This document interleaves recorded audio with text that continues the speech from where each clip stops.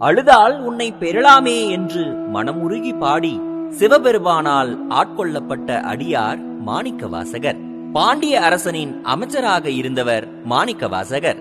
அரிமர்தன பாண்டியன் இவரை பெரும் பொருள் கொடுத்து குதிரைகள் வாங்கி வர அனுப்பினார். திருப்பெருந்துறை வந்தபோது குருந்த மரத்தடியில் சிவபெருமான் குறுவடிவில் அமர்ந்திருப்பதை கண்டார். அவருடைய ஞான ஒளியில் கவரப்பட்ட மாணிக்கவாசகர் உலக மாயையை விட்டு சிவபெருமானையே தனது குருவாக ஏற்றுக்கொண்டார். அவர் அரசனுக்காக கொண்டு வந்த பணத்தை சிவபெருமானின் ஆலய திருப்பணிக்காக பயன்படுத்தினார். இவருடைய பக்தி பாடல்கள் மாணிக்கம் போல் இருந்ததால் சிவபெருமானே இவரை மாணிக்கவாசகர் என்று அழைக்கச் செய்தார். நரியை பரியாக்கிய அற்புதத்தை ஈசன் இவருக்காக செய்தார்.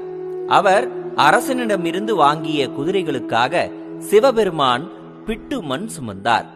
வைகை ஆற்றில் வெள்ளம் வரச் செய்து அதன் மூலம் அரசனுக்கு பாடம் கற்பித்தார்.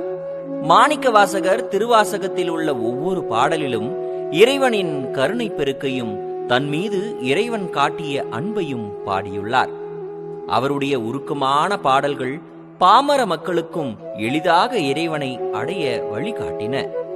இறுதி வரையில் சிவபெருமானின் அருளை மட்டுமே வேண்டி இறுதியில் சிதம்பரத்தில் ஜோதியுடன் கலந்தார்.